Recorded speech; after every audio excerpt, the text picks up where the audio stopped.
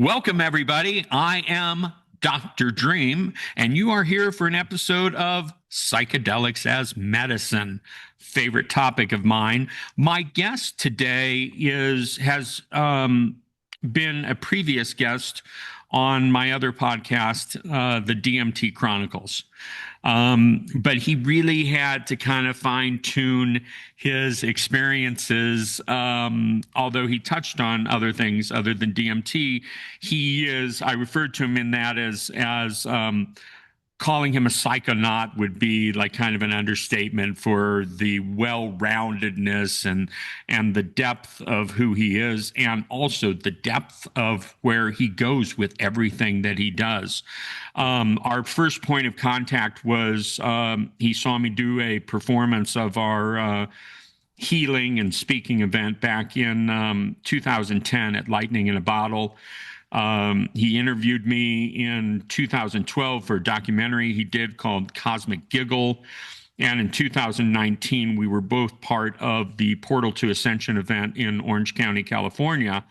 And now I think we both feel like it's come full circle to these discussions, and I'm pretty sure that there's going to be some collaboration, if not just some personal exploration for the two of us together in the near future. But I'm looking forward to actually both of those, personal exploration and a collaboration of some sort. I believe that his perspective is incredibly valuable, and that's why I wanted him for both of the podcasts. And I have a deep respect for him, and I could go on and on, as you know I do sometimes, but I'd much rather listen to him speak. His name is Michael Armstrong. Michael, welcome to Psychedelics as Medicine. Thanks, Dr. Dream. Thanks for the amazing intro again. And yeah, I'm feeling this in general now. This kind of a lot of my relationships are getting to this place where it's like it's spiritual and there's work and there's friendship. And it's just kind of like these boundaries that we put on the roles we play kind of melting away. And it's like, oh, we're all just living all the facets of life together. So yeah, really lovely to feel that with you.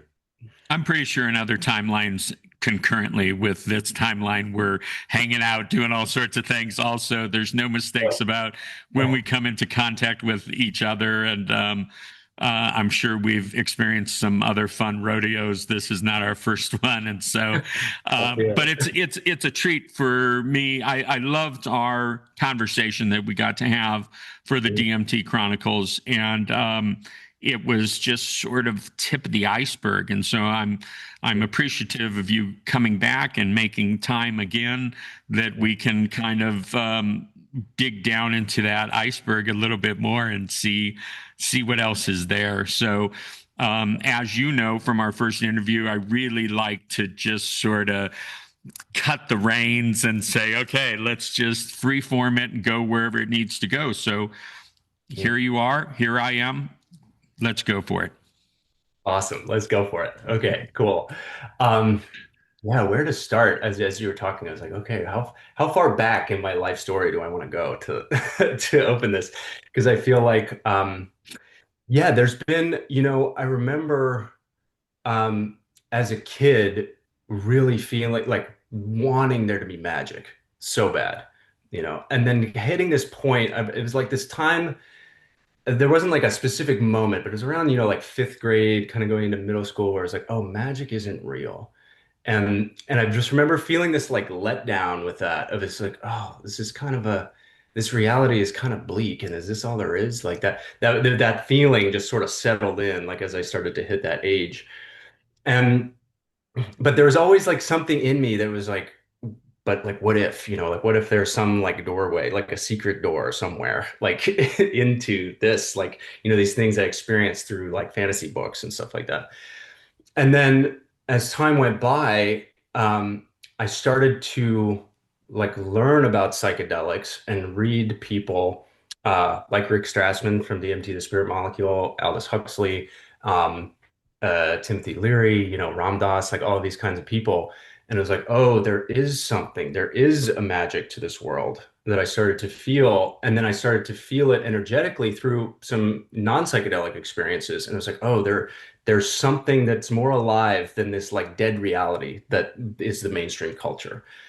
And then I think it was like really psychedelic started to open me from the rave scene. Well, I guess it was marijuana first. That was my first like, and now looking back, some of my early experiences with ganja were so psychedelic, just like so trippy. And then it wasn't like that. After the first 2 years, it kind of became not so like that. It wasn't such like intense visuals and like, being paralyzed and things like that, like it was at the beginning.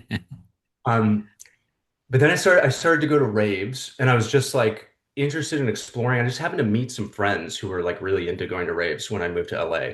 And I was like, oh, okay, this is a really cool scene. And started having experiences with MDMA. And the MDMA experiences were really like that that really like opened my heart. And that was really, there was something that cracked open in me then that was like my view of the world before that had gotten pretty ingrained like through high school. And I went to like an elite private high school and that was very so then the reason I say that is like the intellectual programming of the worldview of scientific materialism was like extra strong, you know.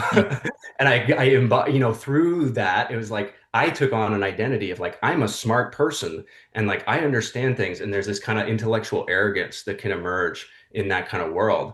And so there was like an extra thick layer that had to be kind of broken for me.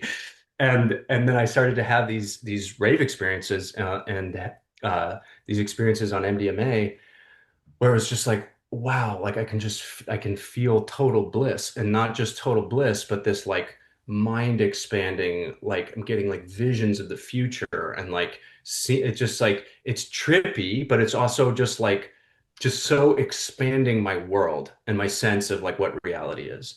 And this feeling of like love with people. There's something about the rave scene that's different than just doing MDMA, which is very powerful in other settings and with therapists and stuff. But in the rave, and it's something too where it's like there's a playfulness to the rave scene, or at least the way it was back then, where it was like everybody's kind of experimenting of like, oh, what if we do this? Will that feel good? What if we like massage each other? What if we get some Vicks vapor rub and like smell that? Like that's cool, you know?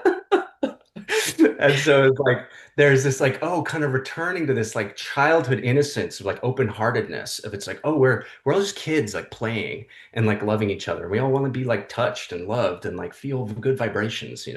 So that really, and there was a sense, like a strong sense that I got from those experiences where I was like, there's something in me that knows that this like peak experience at a rave, it's possible for this to be like the baseline experience for humanity. And that there's one day we won't need substances to do this. Like our bodies will just be attuned to this way of being. So then after that, this is like 2009, I had like what I would call like a spontaneous spiritual awakening. Although it wasn't spontaneous because it was like, all of this MDMA experiences were building up to it. But I was on vacation with my parents, like at a beach house in North Carolina. And I happened to, I read Albert Hoffman's book about LSD. And there's a documentary called Water, the Great Mystery, which was made by the same people who made What the Bleep Do We Know? And I watched that film and I read that book, and something about those two pieces of information just like clicked into my mind, and it just like opened the geometry of my consciousness. And this like flood of realization came into me. And it was this like overwhelming feeling, like an intellectual understanding, but an overwhelming body feeling of like everything in the universe is alive and it's conscious, and consciousness is the substrate of everything, and it's made of love, and we're all like woven out of this. And like water is like somehow like the memory vehicle for all of this happening. And it just hit me like so hard. And I like tried to talk about it with my parents and they didn't get it at all. And I just like ran to the beach and just like swam and swam and swam like so far out in the water. I'm like sobbing tears. And I'm just like getting this like intense downloads. And there's also this very, very strong feeling as this is happening that I'm like, this is enlightenment, which is happening to me right now. And this is actually our normal state. This is like the normal Right. way And this is like what all the sages of the past realized, like Jesus and Buddha and Joan of Arc and all these people. This is what they realized. They touched this and they tried to like remind everybody that this is what normal is supposed to feel like. And and then all of history unfolds. And there was also such a profound sense of like, now I'm at step one. Like I've been at step zero for my whole life before this, and now it's starting. Like now the journey is actually starting. And I was like, okay, I don't know what any of this means, but like, here we go. Like, let's step into the future. And so, interestingly, that whole year that I was going to raves, I had, been so interested, fascinated by LSD as a concept. And like, but I couldn't find it anywhere. Similar to what I was saying in the DMT podcast, there was like an LSD drought that year. And it's funny. I talked to I met someone at a rave, and it was funny because I was asking people for acid every time I would go to a rave. Nobody had it. And then at some point, I shaved a mohawk. And when I had a mohawk, people would ask me for acid. It was like that's the code apparently. They were like, that guy has But I met this woman who said she was like, oh, some lab that made a lot of LSD got busted. And so like the supply chain of LSD has been interrupted for like this time period. But it was like perfect because I realized that I needed to have that like awakening moment. And I don't like the word awakening because it's a process and because it wasn't like there's not a before and after. It's like, okay, it's a gradual thing. But I needed to have that experience first before having like a deep LSD experience. And so right after that, I went to Electric Daisy Carnival, which was still in LA at that point. I hadn't gone to Vegas yet. And which at that point it was at the sports arena in Yeah. LA, which was walking distance from my house where I lived on the USC campus. So I could just like walk to the rave and then like walk home. Like it was so nice. And uh went there, had an LSD experience. Don't need to go into all the details of that, but it was, there was kind of a dark moment. But then I went with a friend of mine and we kind of walked up like really high in the bleachers, and there was some sort of there was like a sound issue happening on the main stage, and it was just quiet for a long time. And so we got a chance to just sit high up in the bleachers, and I told my friend like all of these things I was realizing, and he was on MDMA, or we were both on acid, and it was just like communicating between us, and I could feel him like seeing it and understanding it. And wow, I'm gonna get a little emotional telling this. Then there was this moment where the music came on and Benny Benassi playing. And the first song that he played was a remix of Rock With You by Michael Jackson. And there is this moment where, and I told my friend this whole thing, and I'm like telling him like everything is made of love and we're all interconnected and like consciousness is the fabric of reality. And then the music starts playing and everybody in the whole stadium stands up and starts dancing, and there's this like love wave that just like lifts like over the people. And I look down and I can feel every single person in the stadium, and I'm like, wow, we're all like one body, you know. And it's like, oh, wow, all this stuff I realized now, it's like now I'm feeling it viscerally like in my flesh. And it was just, and then the whole rest of the experience was just so beautiful. It was just this like swimming in the love ocean of that. And then it stayed with me for so long. It just like stayed in my body for like so long after that. And so that was a really profound opening. And then this same friend, um, so that's this next part is like a real defining chapter of my life. So the same friend then invites me and a group of other people to come and do LSD at his house, like just maybe a month after that. This is like summertime in LA between semesters at USC. And uh, so to now I'm going to pause on that and rewind a little bit. Um, I've had a series of dreams throughout my life that are like have are qualitatively different from like all of the other dreams I've had. Like less than five probably. And all of them have the same characteristic where it's like a complete narrative arc from beginning to end, and it starts and it's like this is a whole journey, hyper vivid, realistic, crystal clear, and it like feels like I'm being like shown something. It's just like this is not just information from my subconscious like being processed. It's like this is like I'm being delivered like a message. And the first time this happened was it was when I was college visiting, and I was traveling with my dad, and we were staying in Boston. And I had this dream, and I forgot it when I woke up, and then later in the day, I suddenly remembered it, and it like popped fully back into my mind. And in this dream, um, it's the end of the world. That's the other thing about all these dreams. They're all in the death realm. It's like after the world has ended, or I've died, or something like that. That's all always the framing. And in this dream, it's like end of the world, like biblical judgment day, like red mountain of stone, but like black lake. The sky is dark. It's like raining fire and brimstone, like biblical judgment day. And all of the people are in this line, like in a queue line, like snaking around the edge of this mountain. And I just there's all these things in this dream that are just like an innate knowing where I'm like, I know that it's the end of the world. Like it's fire and brimstone, but I'm not afraid. And like, no, but none of the people are afraid. It's like, we're just lining up to like go through whatever process is happening. And I have this innate sense that it's like, we're dead and we have the powers of God. There's just like this knowing that that was there. And we come up and there's like a podium and a giant angel that's like, it's so on the nose.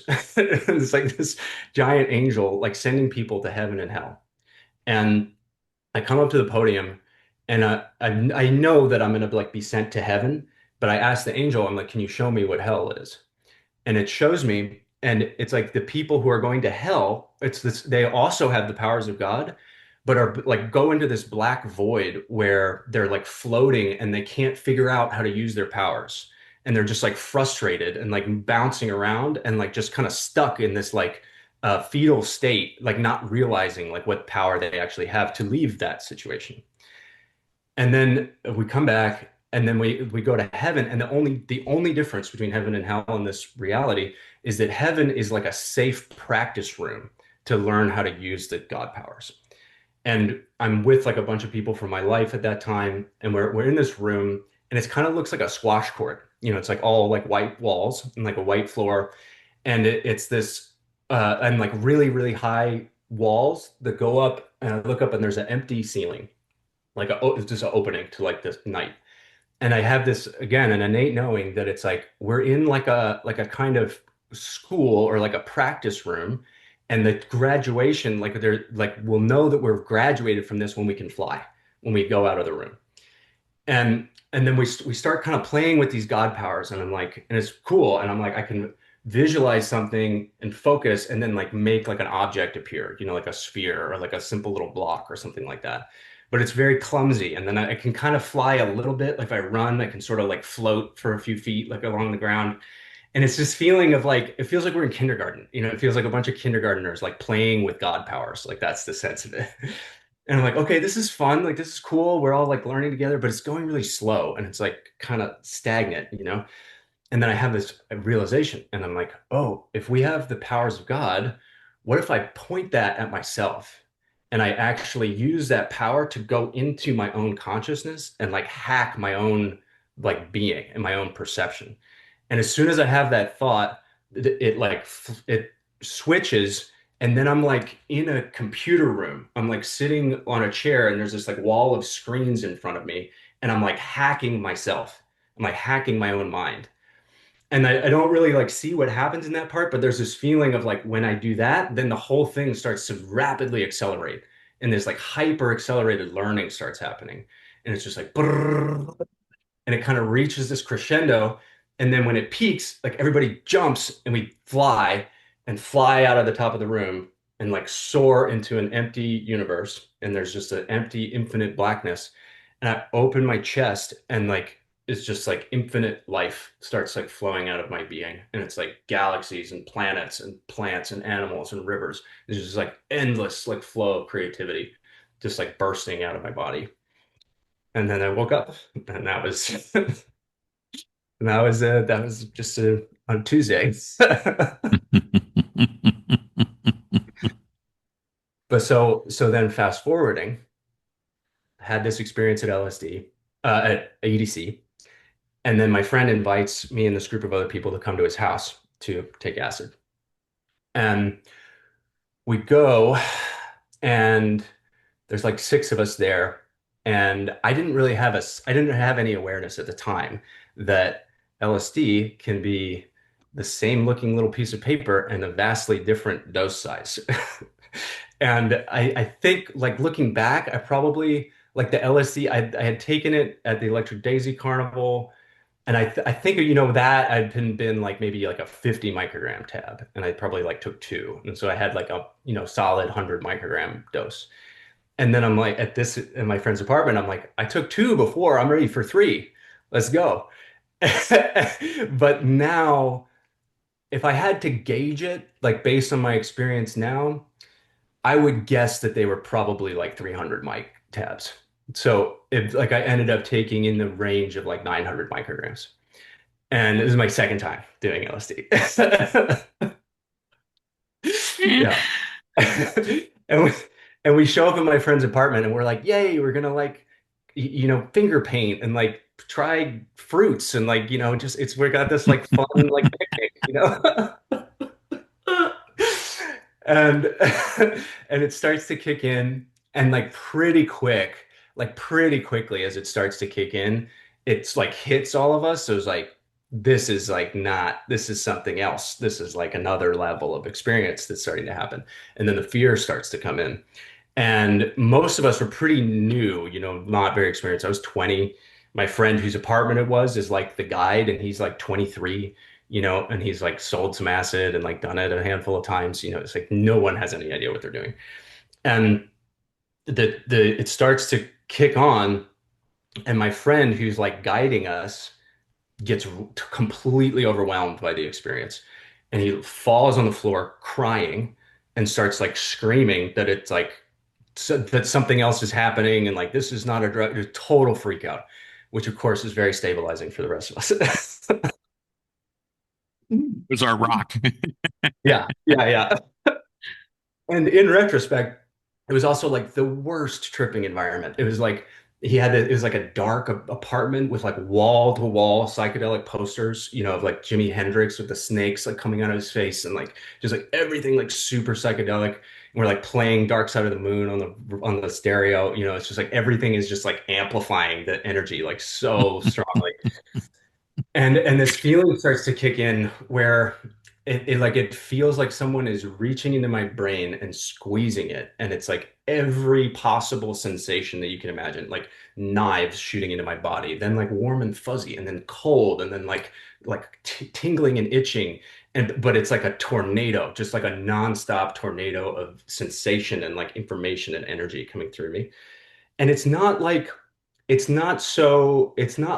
I've had some bad trips where I've like bad trips. And as a side note, I'm a big believer in like the bad trip is not necessarily bad, and in fact it's like that's where you build strength and you like find things about yourself often. So I don't, bad trip is not a word that I like very much. But in other experiences that I've gone dark, I've like encountered like very dark entities and like kind of horror movie like type stuff. And this was not like that at all, but it was just this feeling of like splintering and like just it's just so overwhelming. Like the feeling of like being in this intense focus and not being able to drop it, like not being able to let go. So it's like really it's like panic inducing, like how overwhelming it is to the point that our whole group is having to just sit on the floor and like hold each other's hands to like get through it. And the what happened next, I have a theory about this, but I don't know for sure. I think that because of the terror, like because of the sheer terror that kicked in, it forced us to like drop all the ego roles and like boundaries, like all these stories of like you're my friend's brother and we like go to school together and like this is your apartment and like all of this layers of like who we are as humans is like we just have to let go of all of that because we're like emotionally in this like desperation and we have to just like hold each other as human beings and like let go of all of that to like get through this like they kick to that level. And at some point as that's happening, I look at my friend whose apartment it is, and we make eye contact, and I can feel it in him.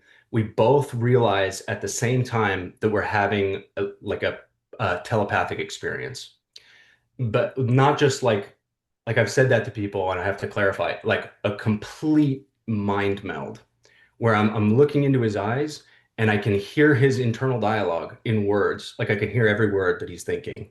But it's not just like the words, it's like the whole, like he'll think a word like parents, and then I get this whole flash of like all of the emotional associations with that and these like deep meaning like around like what each of these words are. And we both like realize that it's happening at the same time. And we like validate it, like speak out loud. And it's like, did you just think that? Did I just say this? And we're like, yes, yes. And it felt silly to even say it out loud because it was like the mind communication is like more vivid than like what I'm saying with words, you know? And like under other circumstances, it would have been so cool, like so cool to explore that. But we're in this like total fear state, you know? And so we go into this like really, really deep communication, and then we begin having this conversation that nobody else heard. That's like the most intimate form of communication I've ever experienced with another person. And uh, I go in the bathroom at one point, and he's like right there next to me. And I come back outside, and he's like, I was just right next to you in the bathroom. And then we start having this conversation, and we really quickly go to we must be dead because this is not possible. Like this is not possible according to the laws of physics. So we must have left the plane of Earth, like what you were saying about some of those times you've had that. Is like we convinced each other that we were completely gone. And like the experience of it felt like that because it was like everything is just melted into blackness, and all of my friends are like these pillars of light just like existing in like a void. You know, fully is like the experience is like, yep, it feels like we left Earth completely. And um and then in looking back, it's interesting, like I observe about my own psyche, that like how quickly I accepted that reality. Because there's like this kind of period of like fear and like reckoning with it, where and like really for a span of about an hour, my friend and I both like 100% believed that we were never going to see our parents again, that we were never going to go to school, but like nothing from normal life was going to ever exist again in our reality. And I accepted it. I like got comfortable with that. And so I like, and this is part of my also my journey of embodiment. It's like, okay, I gotta like land and like ground here more. Um, and I start to be like, oh, we can like play here. We can like exist in this space. Like, actually, this is like kind of amazing, like what's happening. And then there's this moment where we go out into the hallway for a second. We're kind of feeling like light and like playful. And we go out into the hallway, and there's this feeling when we open the door to the hallway where when I see the hallway, it feels like the atoms like fly into place to meet my imagination. Like it feels like my gaze going onto it is like making it appear and making it real. And I think there's something real to that. There's something quantum physics like about observing in reality and how the wave collapses. There's something like to that. But so then I start to get this feeling of like my mind is creating reality. We go out in the hallway, we turn back, and I start running. And I'm really full of joy. And I run into the apartment, and I see this like light coming through the blinds of the window. And like something clicks in my mind, and I'm like, it's like the moment from my dream, where we've like been in the room, in the white room, and now it's time to fly, and we're gonna like leave the room, and we're gonna like go to the next level. And I run at full speed as fast as I can and vault, like jump off of the couch and dive straight through the glass of the third story window of my friend's apartment.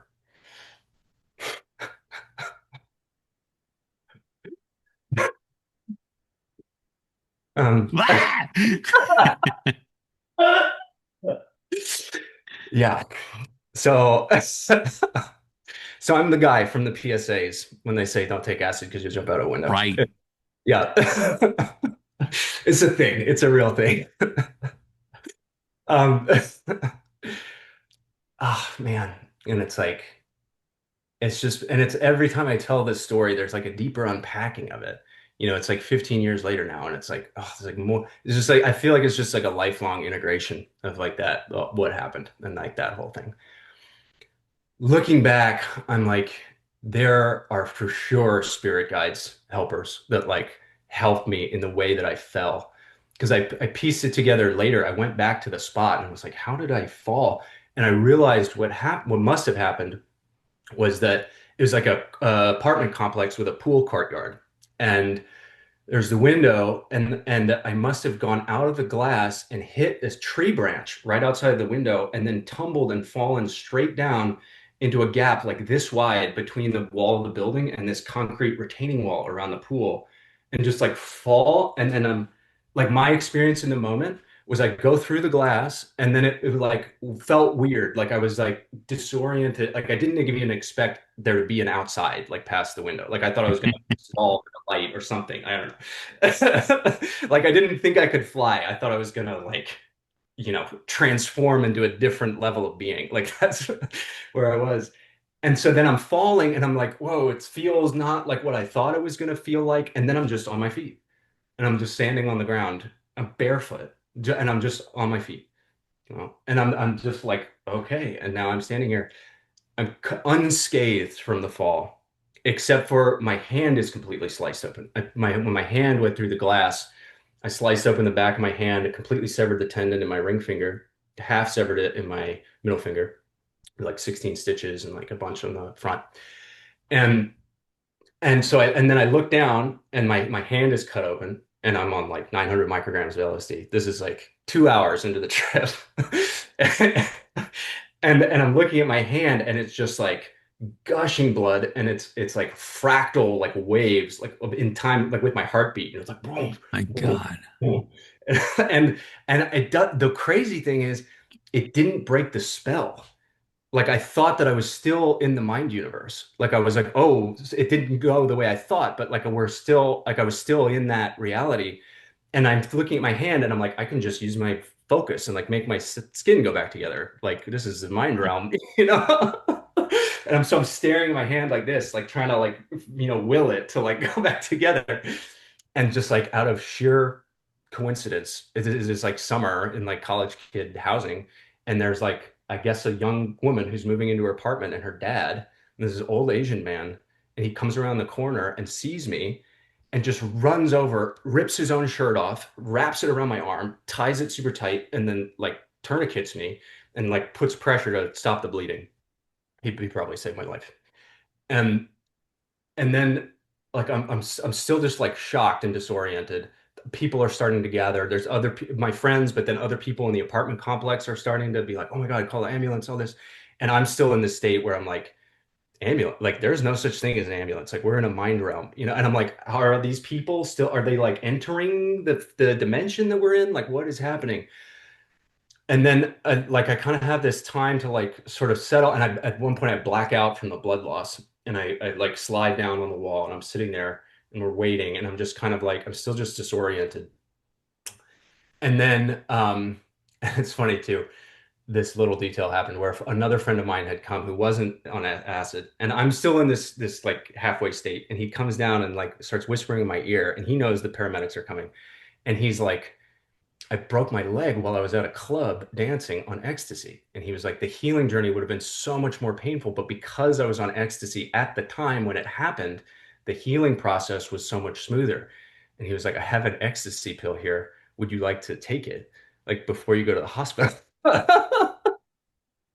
And I'm in this state where I'm like, yes, of course. Like, obviously. So I take an ecstasy pill on top of all of this happening. Um, and then the paramedics show up, and the paramedics broke the spell because they come in and they have this super intense energy that's really different, and they have all their gear and their suits and their stuff, and they're like boom boom, and they lift me onto the stretcher, and they're like doing all this stuff. And as they start working on me, I'm like, oh, like this is not my imagination. Like this is like something from outside of my awareness that is now coming into my reality.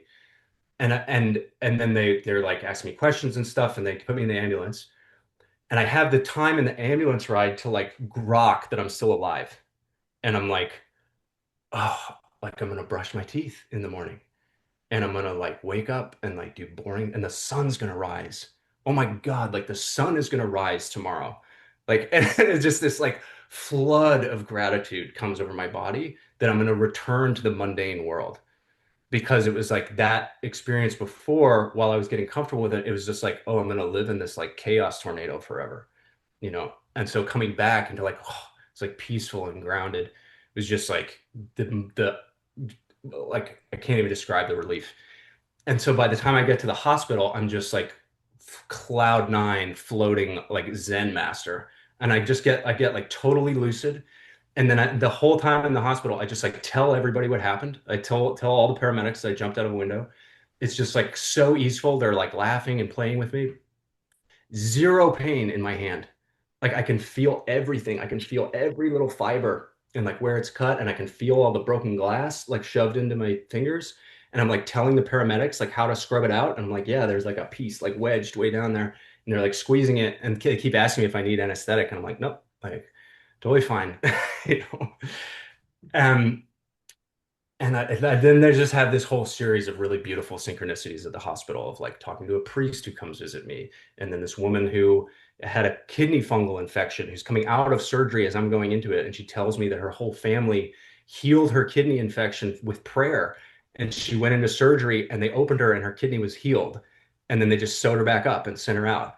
And she's telling me this like right after this whole experience that I've had, and so this all these like beautiful moments happen, and and then I come home, and then this like what happened when I came home really had it's like there's a lot of pieces that have been playing out for a long time because I came back and I was just like I just basically died and I touched the other side and now I'm back and I'm still alive and I'm like I'm so grateful. I'm just like so happy to be alive. And I come back into the house that I'm living at and I see all my friends and they're on a completely different wavelength. And like when I went to the hospital and I had all that gratitude and all that beauty and blessing, they went into like complete fear spiral and were like, drugs are bad. And this is like, we're all fucking up our lives. And my friend panicked and like called his dad from Texas who flew to LA to come like help deal with it. And they're all just in this like sunken like terror, you know? And so I meet them with my energy and they're like, what the fuck is wrong with you? Like, are you not taking it seriously? Like you are not like your head is not on straight, you know?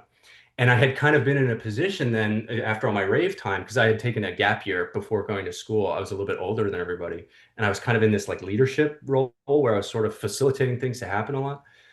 And then all my friends were like, oh, we can't trust you, you know, and we can't follow you, you know, because like you're unsafe, like you're gonna jump out of a window, you know. Because you did. As I did. Like fair, okay. But so there's this like rupture that happened after that. And then and I can pause after this part because then that sparked me on a whole different trajectory because I was like, I touched the magic and I can't, there's a block in me being able to communicate or share or be in a vibration with all the people around me of that. And I'm not giving up the magic. So that means that I'm going to find my ways to cultivate this. And like a lot of that is going to be in isolation.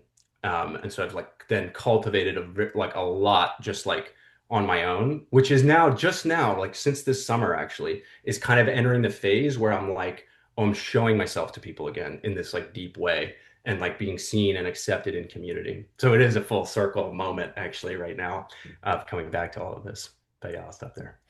I gotta say, I don't know between my 5 podcasts how many interviews I've done. Suffice it to say, very many. Um, Never have I been caught off guard by a story ever that has been shared with me. And I'm just like, oh my gosh, maybe. And it would make sense that it would be in the psychedelic realm, but I had no idea. Didn't know this about you. Of course, we had never talked about this. Yeah.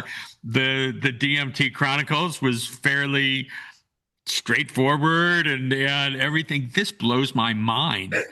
I mean, the story and the way you tell it, and just, I mean, I don't think there's any other way to tell it. The whole experience, it's just like Mm, it's a little bit. I'm a little bit like, oh my God. Um, thank Oh, you. it's wild. All right. There's a couple of things I just want to throw Yeah. out there, and then I want you to take the ball and run with it again. Yeah. Um, I mentioned to you that earlier this year we had, and by the way, a lot of my exploration started in the rave scene, Oh, but cool. substantially before you were in it. It was like in the '90s Yeah. and stuff like that in the late '80s, and it was I don't know if I just know it to be what it was, and it was. But what I loved when you were talking about it is about the innocence Mm-hmm. and just going back to being a kid. And this summer, I went to a music festival. This is a shirt from it called Shangri La, and it's put on by a band called Wookie Foot, and their lead person is Mark Murphy. And in the fireside chat Thursday night before the festival really kicked off, he was like, everybody talks about adulting, and he's like, I don't know, it's everyone makes it more important than it is. I want to go back to kidding. Yeah. And Kidding. and so like when you were talking about the rave scene and the innocence of it, and like, Yeah. oh, let's try the Vicks, and like if we got this whole line of us all massaging each other, or Yeah. just like we fall into this puddle, Yeah. and we're just all there as sweet innocent kids just experiencing the experience. And so it reminded me of that, let's go back to kidding. Yeah. That's um great. and then I mean, 900 mics. I'm a student, if you will, of Terrence McKenna, which Mm. was like, hey, if you're going to do it, do a heroic dose. Where it's go big or go home kind of thing was kind of my thing, and sometimes unintentionally. Like Yeah. you would take something and it would be like 5 minutes later and you'd be like, yeah, I don't feel a thing. I bet Uh, Let me take you don't another. even give it time. And it's just like, let's just take twice as much. And then you're like, at a certain point, you're like, Oh, whoa, okay, classic. I'm not sure that was a great idea, but here we are. The classic Um, move. Yeah. it's oh, that's just everything is mind blowing. And I want to ask you, and I don't know if this is the right time to ask, what's your hat say? Oh, yeah, totally. This is it says original God. Okay. And okay, I wanted to tell the story of this hat. I could just share it briefly. And it feels it feels appropriate actually in this moment. So this hat is a product made by this tattoo artist named Joe Monroe. And I heard him on a podcast and I was like, whoa, this dude is interesting. And he's like he has a tattoo company in the UK called Impermanence Tattoo. And he's covered in sacred geometry tattoos all over his body. Wears these like Aztec gold skull earrings and like really wild looking guy. And he was wearing this hat in the interview, and I was like, I want that hat. And but as he was describing it, you know, I it came up somehow it popped up in my social media because he was talking about flat Earth, and there was something like something I guess the algorithm was like, we're gonna like trigger you with this. I've like had some explorations with flat Earth people, and like given them the time of day, I really was like, I'm gonna actually open myself to the possibility that what you're saying has some validity to it.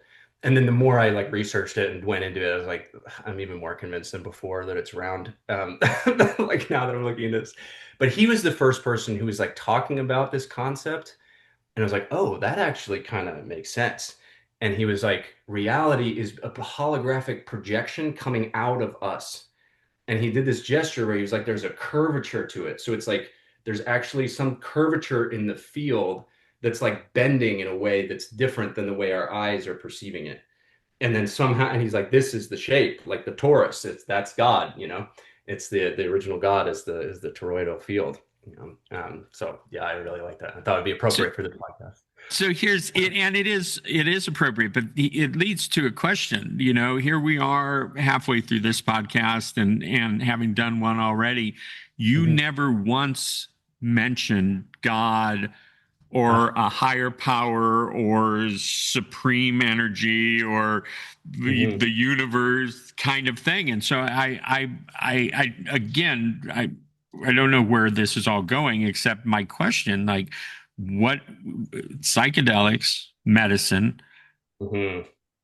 God, universe, source, where does it all fit in for you? Because it just Yeah. seems like it's been interestingly left out of the stories and discussion. I mean, you talk about the Mhm. light and the the field and this and that. So Yeah. give us a little bit. I mean, this may be like, okay, now we've got 3 more hours to go on this one. Yeah, yeah. Totally. No, good question. And I think I can unconsciously like veer around it in the language because it's like a triggering territory for people, and it does require like a nuance to get into talking about this. I would say that my cosmology at this point is probably most similar to like Star Wars, where there's a force, and I've come in direct contact with the force, and it's like it's my perception of it as I've encountered it. It's very, very intimate. Like it feels like so close. Like it's this light that's woven through every fiber of my being. I was just sharing this. You ever read the Chronicles of Narnia books? Yes. I forget which one it's in. I think maybe it's the Dawn Treader. But in one of them there's a part where usually the kids like they go to Narnia and they have an adventure and then they go home.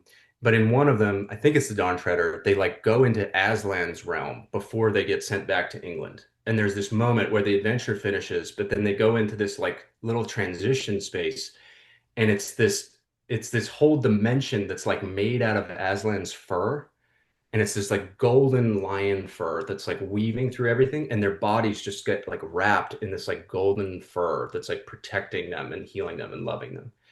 And then there's this thing, the last lines of the book are like, and then for the rest of their lives, like when things got challenging, they would just think back to that moment and like be like, oh, it's all okay because we're actually like wrapped in the golden light always.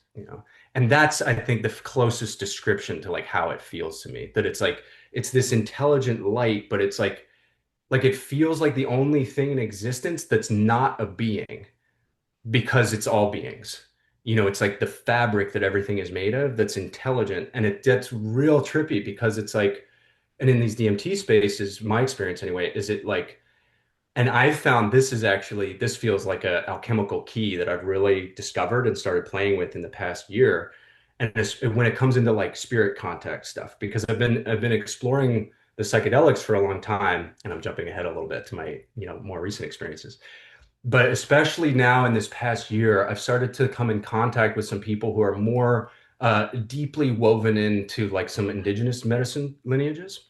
And my wife has actually been being initiated into this Dagara lineage, which is this African spirit divination medicine that's like 20,000 years old from Burkina Faso. And it's one of the few medicine lineages that it was like people from Africa that were like, we need to take this like to America and like bring it to the people over there to like help heal people. And so we have a good friend who's like an initiated elder, and my wife has been being courted by the spirits of this, it's called the Wedeme, which are like the little people. And there's different words for them in different cultures. But as this whole line has started coming in, and now it's becoming a part of our family culture that we're like talking about spirit contact on a regular basis, and it's becoming like woven into our lives. It's really brought up this thing for me of it's like, am I communicating with a spirit? Am I talking to a part of my own subconscious? Am I imagining this? Is it real? And it kind of hits this like weird edge where it's like it's actually kind of a blurry line. It's the blurry line between what is my imagination and what is like out there. And I've found very fascinatingly that actually it's like the experience itself gets stronger the more you let go of trying to figure that out. The more you can drop that and just be like, I'm not trying to think, is this me, is this you, but just letting the field be, then the experience gets louder. And I feel that with God, that it's like it's very hard to describe because it's like so intimately me, and it's like everything at the same time. Yeah, that's kind of my perspective. And I can share more of like my coming into contact with that in different ways. But yeah, that's my shtick I on God. I appreciate that, and I respect your willingness to go there. out of all the questions, it's one of the biggest ones. And so for me to Yeah. just throw it right in the middle, but I wanted to Yeah. give us all, not just you and me, but or not just me, but anyone who's watching this, a little break from that last story. Yeah, totally. Just kind of Lovely. just want Yeah. my nerves to settle down and everything. Yeah, yeah, yeah. Cool. Great little So interview. Yeah. so take us into the next places, because I mean you I didn't realize any of this. I had no idea when it was more appropriate than ever to say calling you a psychonaut was an understatement, but I didn't understand how much of an understatement that actually was until just a few moments ago.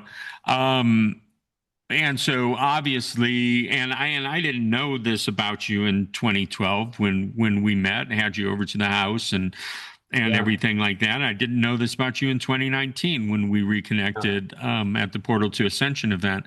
But Yeah. obviously, psychedelics, the experience, the deeper ritual or medicinal use goes much deeper for you than I had expected at all. So Yeah. kind of take that ball and run with it. Cool. Yeah, totally. Yeah, so after that experience, um, it was just a really of the many, many things, of course, like came out of that. But one of the deep ones was like this awareness of like, okay, like really nobody understands what this reality is. Like no one understands what this, like anyone who's like pretending that they have a grip on like what is happening is just completely off base. So it was like, and the cosmic giggle, what that phrase means, it's a McKenna phrase, which and maybe you're familiar with, that it's like, well, I think it actually comes, he borrowed it from someone else. I Yeah, I forget who think it so. originally came from, but it means this idea that like you think you know what reality is, and then it flips on its head. And then every time you get to this point of like intellectual hubris, it's like, nope, actually you don't understand. And the new level reveals. It's like new levels, infinite new levels. And and so that kind of like opened that for me. And then it really stayed. I was like, okay, that was really profound. And then I proceeded to have, there was a series of psychedelic experiences that I had after that. Including my first DMT experiences that I shared on the other podcast. That all happened after this window jumping experience. But then I'd say from the period of about like from when that happened to like 2019, my psychedelic, when that was in 2009, so I guess 10 years, my psychedelic, it was still in this space for me where I was like, I don't really know what this is. Like something really profound happened that changed the course of my life completely. My whole perception of reality is different, but I'm still kind of treating it as this like experimental oddity, or it's like something that I'm very curious about, and but this is like a side passion of mine. And then I'm like doing my work, and it was interesting because I also, a side note that I don't need to get into, I had a whole journey with a martial arts teacher, Luhan Matsus, who's in the Cosmic Giggle. And when I made the Cosmic Giggle, I was really drawn in by his world and his work. And he was showing me his movement practices that he taught me, which are next level, were really like, oh, this is a way to start embodying this energy that you've experienced. And he was actually the first person I met who was like, you're not speaking about psychedelics in particular, but you're speaking to something energetic that feels like you have a handle on some of what I've just touched, and that I can like learn from you about like what this is, which I don't have any words for. And so I started to learn from him and like absorb all of his books and like did training with him and had a whole like arc with him where for 10 years I thought that my work was really to first uplift his work and like follow in his lineage, to be the disciple of him and to be like, I'm going to carry on his martial arts practice. I thought of giving up filmmaking and just devoting my life to martial arts and to like being part of his lineage.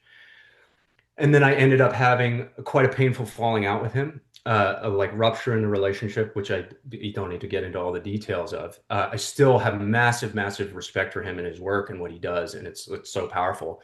But because of just interpersonal dynamic stuff that emerged, we're not on speaking terms. But and but I needed like in the kind of in the archetypal realm of like what is the purpose of all of this. It's like I needed to have this separation from him to then embrace my own work and like what I'm here to do. But for that whole period of time, which was when we were interacting, I was like hiding in a way. I was like, I'm using this filmmaking as a tool to like put myself in the background and like uplift other people because I'm scared to show this. Because also it's like I had this experience with my friends and I'm like, whoa, when I share my magic, it's like overwhelming and people get scared and they run away and I lose friends. So it's like I need to actually hide this from people. And I'm going to cultivate this in private, but be very cagey about like how I'm showing it like to the outer world. So that was this long period of time. And then I mentioned on the DMT podcast too, I came into contact with Baba Kilindi Iyi, who was he's this African martial artist, mushroom shaman, huge black man with a like deep, deep booming voice. And he was going to all these psychedelic conferences where people are talking about healing like veteran PTSD and like researching like the molecular structure of these compounds and like hospice training and like all of this stuff is really beautiful and so valuable. But Kalindi is coming in and like his shit is just so sci-fi. He's talking about like Tibetan sand mandalas and how these monks would make these sand mandalas and then take psychedelics and the sand mandala would illuminate in 3 dimensions and they would astrally fly into the temple and meet the ascended masters and train with them. And he's like, the magic carpet is a real thing. It's like a carpet woven by the ancestors, and you sit on it and take a high dose of mushrooms, and then you fly into the spirit world. And he's like, all of this stuff that we have, these like little snippets are actually like psychedelic technologies that we've mastered. And so he has this vibe that's like, it's very like Black Panther. It's like ancient, like mystical, like deep indigenous, but like future technology like it's like he's got this Afrofuturism vibe going like super hard. And I'm just so drawn in by him. And I'm like, whoa, and I devour all of his content. He's like doing these Facebook lives, and I'm like, whoa, you're onto something. And he starts putting pressure on his audience where he's like, things are getting real, shit is ramping up. And he keeps using this phrase where he's like, the 20s are going to be the roaring 20s because like cycles repeat. And I'm telling my wife this in 2019, and she's like, okay, or whatever. And like now she's like, okay, it's the roaring 20s. Cool. I get it. And so he's saying this, he's kind of putting this, he's like giving this message where he's like, all the Doctor Stranges out there, you got to dose up, like start going deeper. And he's talking about like, to McKenna is like heroic dose is 5 grams in silent darkness. And Kalindi is talking about like 20 grams, 30 grams, 40 grams, like crazy, crazy, crazy high doses. And he's saying this shit where he's like, it just keeps going deeper, where like there's no bottom. Like he's like, it just keeps expanding to like deeper and deeper realms, like when you go to these higher doses. And he's like, 10 grams, the painting starts moving on the wall, or like 5 grams, the painting starts moving. 10 grams, the painting is then coming out of the room into your space. And 20 grams, you're going into the painting, like into the world of the beings that are there. And he's talking about all this shit, and I'm like, this is like my dream. Like I want to be a wizard. Like so, you know. And so it's right around the pandemic too, and he died during the pandemic very tragically. And I got to meet him one time at a conference, at a talk that he gave, which I feel lucky to, but wish I could have connected with him more. But I got the chance. Oh, another person who'd be great to have on your podcast. His protege is this young woman, this lovely woman named Acacia, who is the only person that I know who goes as deep as me in the psychedelic realms. And she's like his, taking on his footsteps. And she's organizing stuff. I don't know if you're connected to the Z Space in Oakland. It's the psychedelic church in Oakland. That's one of the first of these doing this. Anyway, she's plugged into that community.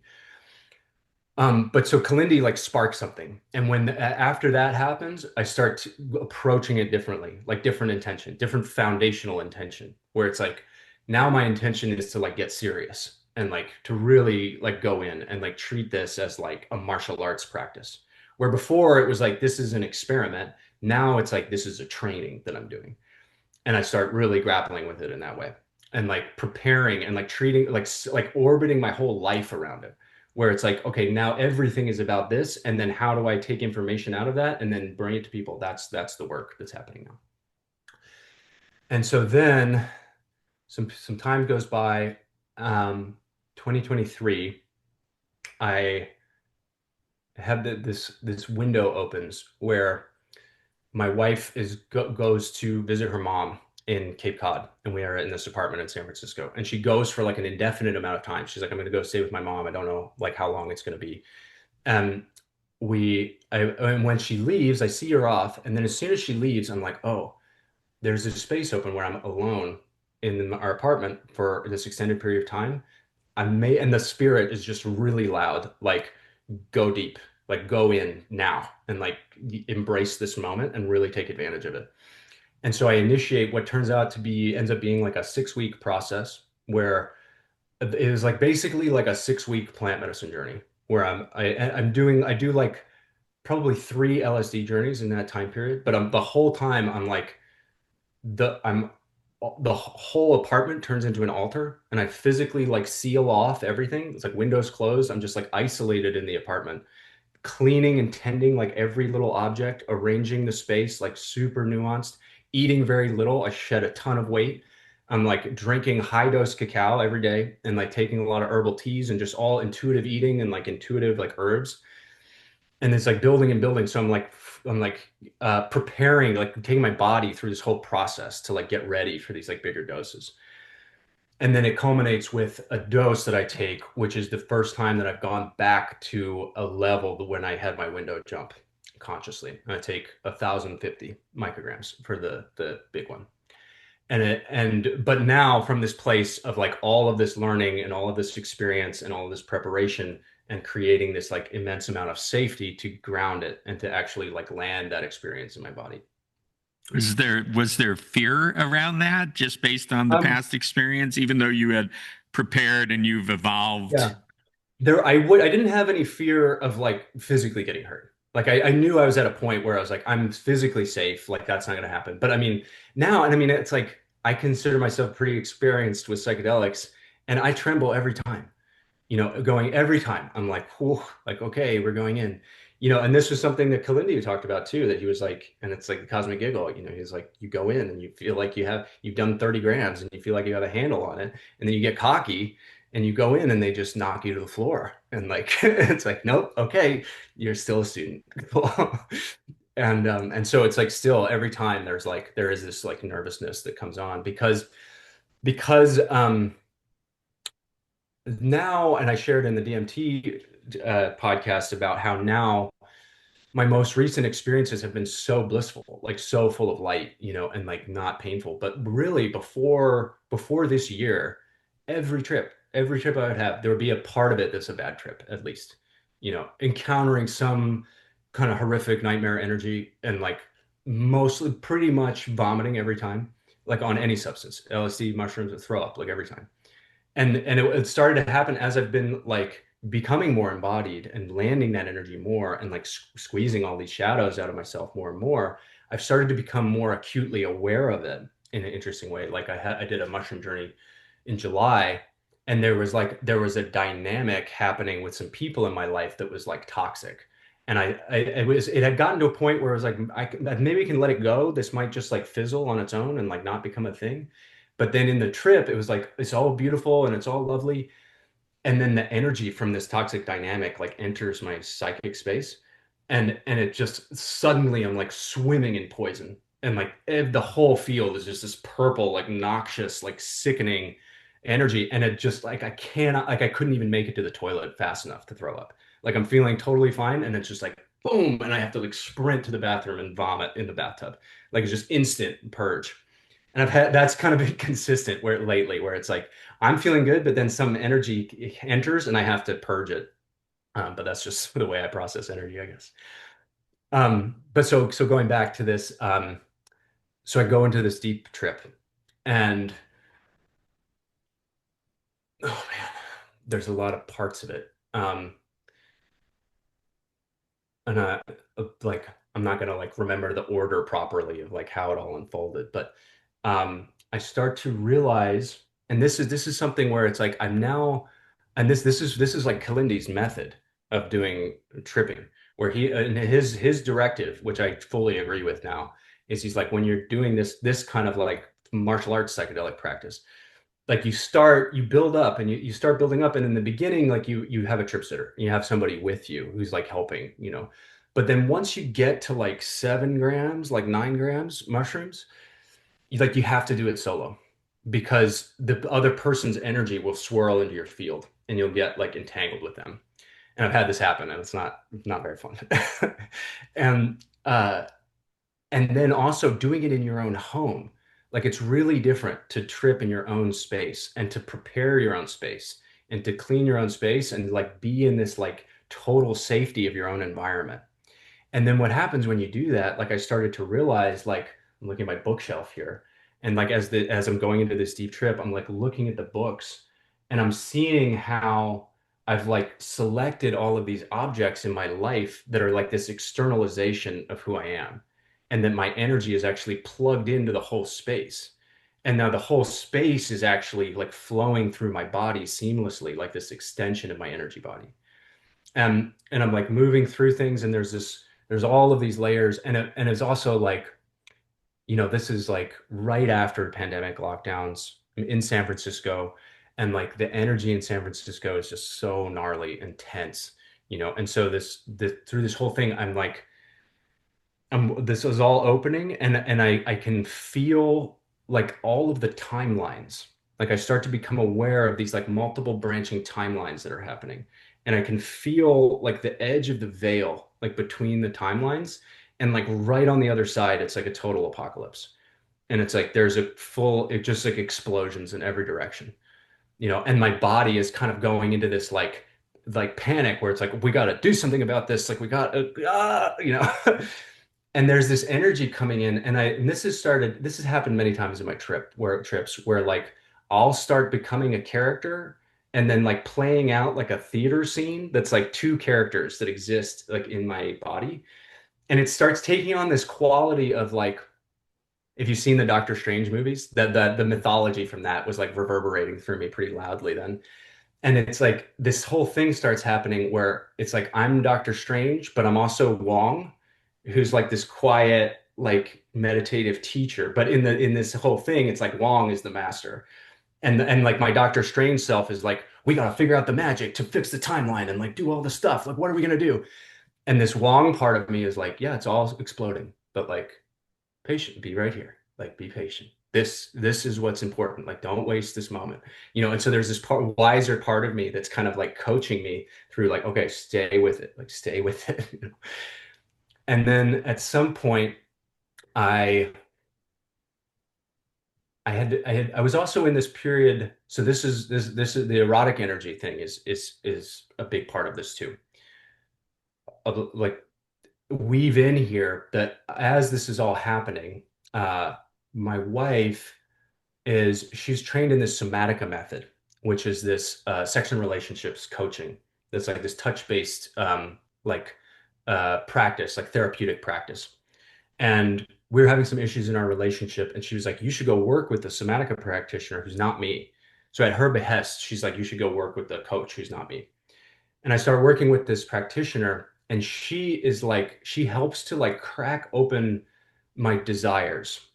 And what I've really come to see, like through a lot of plant medicine journeys and a lot of things and all of this, and this is maybe I should have shared this in the DMT podcast, but it's like I really see it now that the fundamental force in the universe is desire. That it's like the Big Bang is like just pure energy. That's just the desire to be.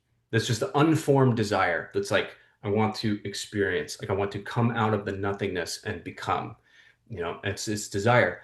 And that desire exists in us in our root chakra. And the thing is that it's like in those low places, the desire is not yet integrated with the heart, you know. So it's like the kundalini energy has to rise up and integrate with the heart to become like love.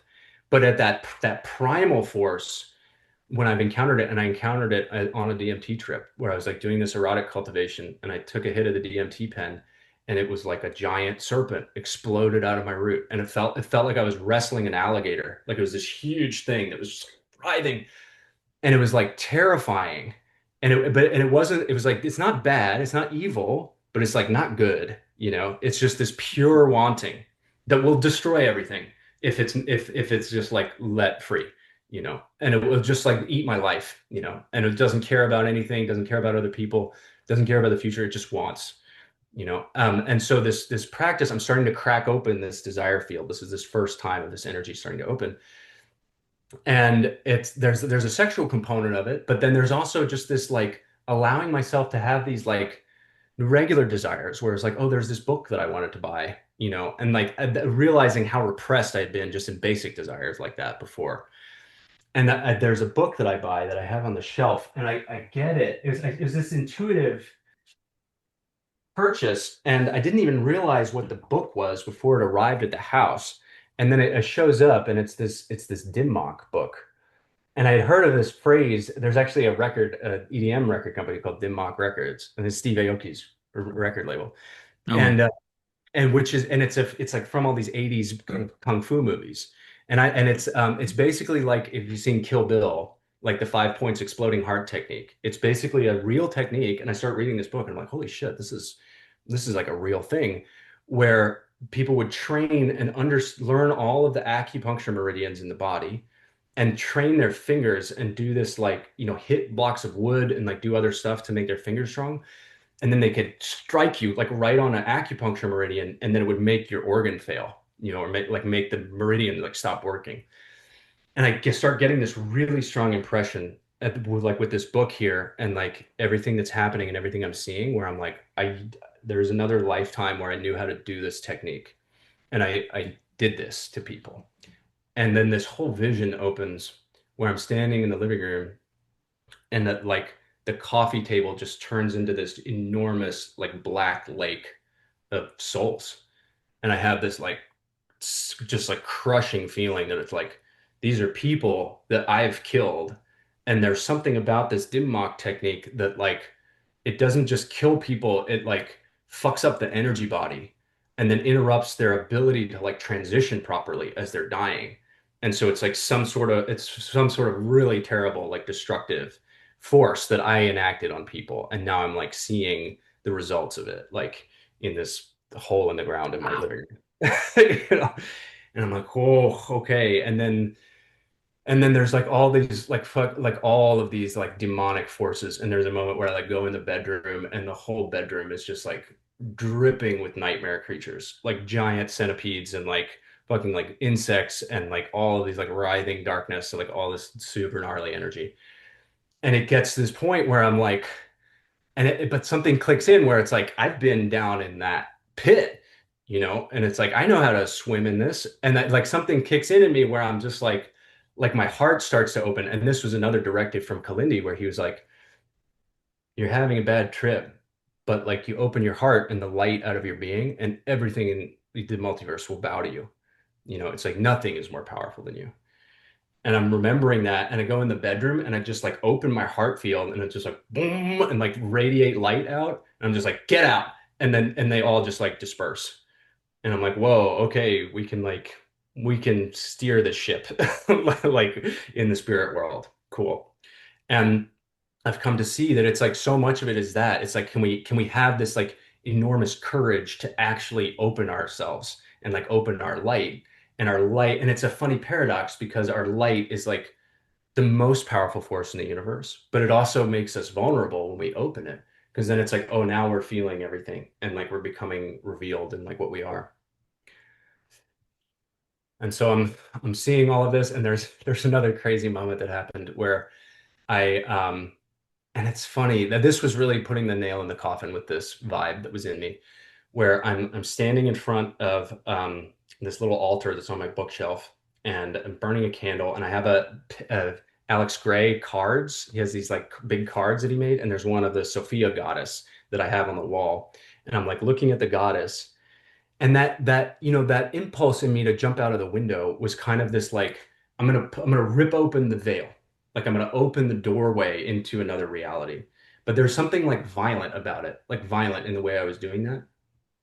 And then on this trip where I've returned to the same dose, I'm like looking at the Sophia goddess and like feeling the matrix of this reality, which interestingly, matrix means mother or like womb, so we're in the womb, like we're in the body of the mother, literally in the matrix. And I'm like staring at this painting, and I'm like, and as I start to remember this dim mak thing, my fingers start to activate, and I see these like there's like these tornadoes of light like around every single finger, and my fingers are just like buzzing and glowing, and I'm like, holy shit, there's like this enormous power in my hands. And I start trying to do this thing where I'm like, oh, I can rip the veil open. I can like pull reality open because of the power that I have. And I'm like staring at the goddess while I'm doing this. I have this candle burning on the bookshelf. The candle has like burned, it's been hours, it's like burned all the way down. And I've just let the wax like melt out over the table surface. And on the plate next to the candle, I had left the lighter, but the wax has completely covered the lighter, so I can't see it. The fucking wick of the candle burns down and hits the edge of the lighter and melts a little hole in the plastic. So I piece together. But from my experience, I'm staring at the goddess and doing this with my hands, and then suddenly the lighter explodes, and there's like a 4 foot flamethrower like shooting out of the bookshelf, like right in front of my face. It's like like a pillar of fire.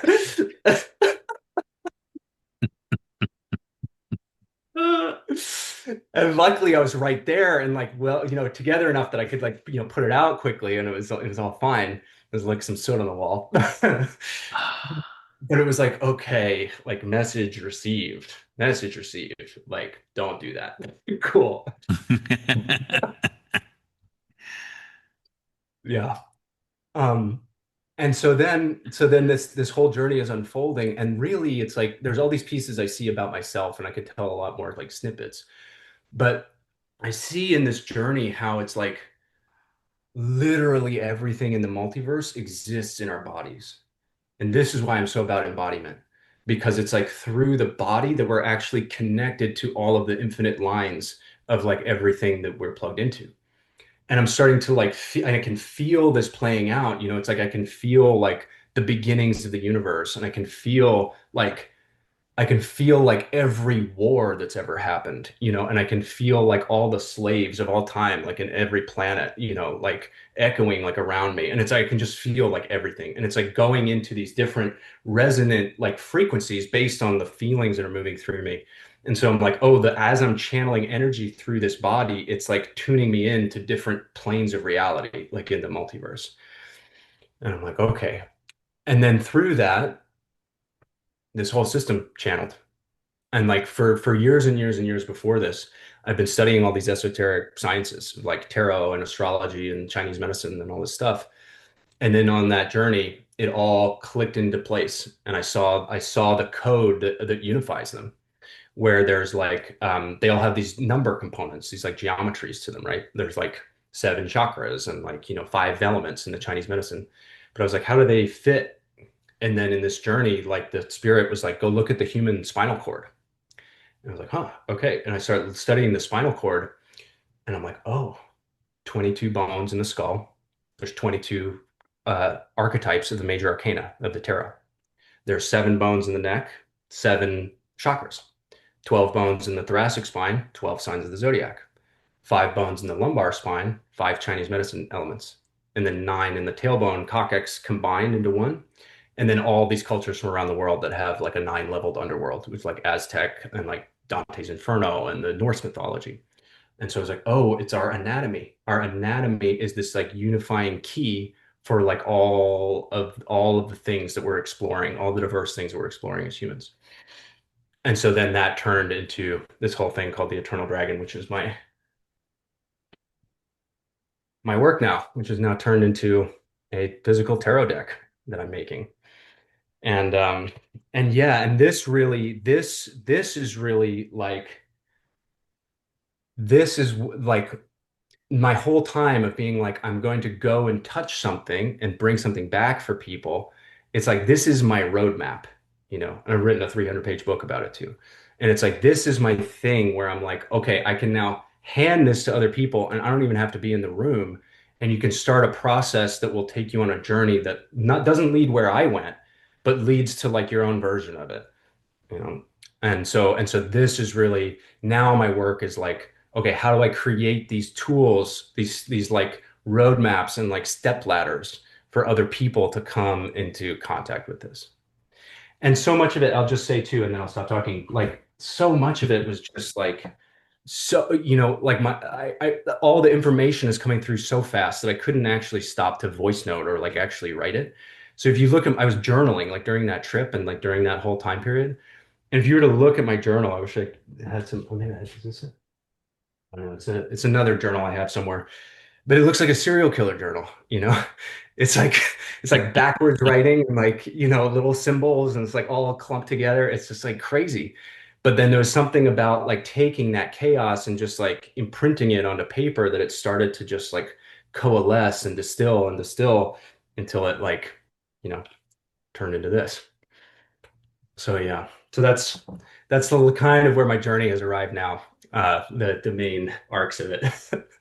I love it. I love the intense experiences, and I even more love the ability to bring it back to the physicality of this. Now that tarot deck, I looked at the website, but I didn't go very deep. It's available. I can go there and buy the book Yeah. and the deck.